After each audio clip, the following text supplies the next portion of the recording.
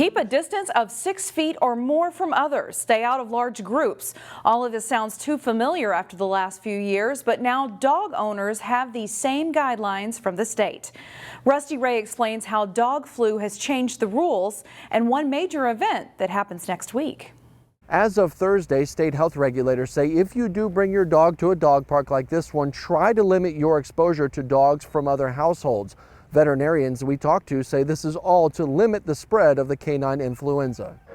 It started with more than 100 cases inside Animal Humane Society shelters, but there are now a handful of confirmed canine influenza cases in the Twin Cities. Time-wise, it's going to take weeks to really know what change we're dealing with. And so that's where right now, when we're on the front end of that, we want to be cautious to try and make sure we don't have a lot of spread. State health officials discourage any contact with a large number of other dogs. Dr. Brayshaw says if you have any concerns about dog boarding or veterinarian visits, don't be afraid to ask questions. The change in case numbers that we see over the next few weeks is really going to let us know which way this is going. That includes the Walk for Animals next weekend, the Animal Humane Society's largest annual fundraiser. The organization now says come one, come all, but leave your dogs at home. It was very disappointing that we should do it, but it's something we should do. But necessary for the greater good. If we stay at 4 cases or a case a week diagnosed and that's it, and it stays at a really low level, then I'm a lot less worried than if 4 becomes 8, and becomes 16 and gets up in the hundreds every week, then we're really dealing with a true outbreak, and that's what we're trying to avoid. The Walk for Animals is coming up on Saturday, May 6th. The main event is at the State Fairgrounds at Battle Creek Regional Park. Rusty Ray, CCX News. Visitors of Elm Creek Park Reserve may have spotted something visually striking: a mama bear and her 3 newborn triplets. We're really excited to have them in the park and to have them be residents in the park.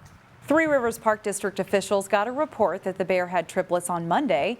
This bear has made the Elm Creek Park Reserve part of its home range for the last 3 years.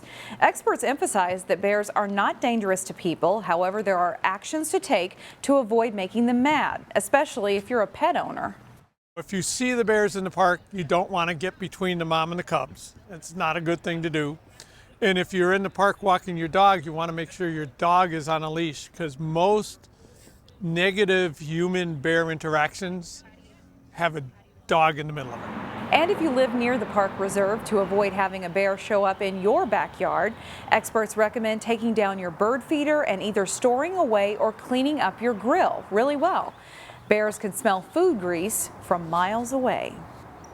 Meanwhile, for other area homeowners, it's not bears that are causing uneasiness. Rather, it's deer and rabbits. Looking right here, you can see where the rabbits have been chewing and gnawing, and so this is going to affect this branch. Plymouth City Forester Paul Buck suggests cutting back those dead and nibbled on branches to help your shrubs resprout. And depending on how much damage, you may have to cut down your shrub down to the base. Buck says there's a reason why your shrubs have taken a beating this year. Animals got spoiled the past couple of years from relatively mild and snow-lacking winters, and that wasn't the case this year. This year we get to a point where we have, 6 to 8 feet of snow. So now all their food sources were buried that they normally could have gotten to. So they were extremely stressed and they were going to eat anything and everything they could find. Buck says he hasn't seen this amount of damage in at least 10 years. Brooklyn Park Police are investigating a tobacco store robbery in which an employee was maced. Police say it happened Wednesday shortly after 9 p.m. at the Tobacco for Less store on Zane Avenue. According to Brooklyn Park Police, 2 robbers entered the store and sprayed the employee with mace before stealing tobacco products. The robbers fled the scene in a vehicle. As of Thursday, no arrest had been made. Meanwhile, a Brooklyn Park teen has been charged in a shooting last summer outside the Zanewood Recreation Center. According to a juvenile court petition, a 17-year-old male shot a 12-year-old boy who was standing next to multiple witnesses at the basketball courts. The boy was hit in the back and is recovering. Police say he was not the intended target, but rather the intended target was older kids the shooter had gotten into a confrontation with. Electric vehicle owners may soon find charging stations in Golden Valley. Electrify America aims to build a nationwide network of electric vehicle chargers. The company wants to install 6 charging stations at the Golden Valley Menards.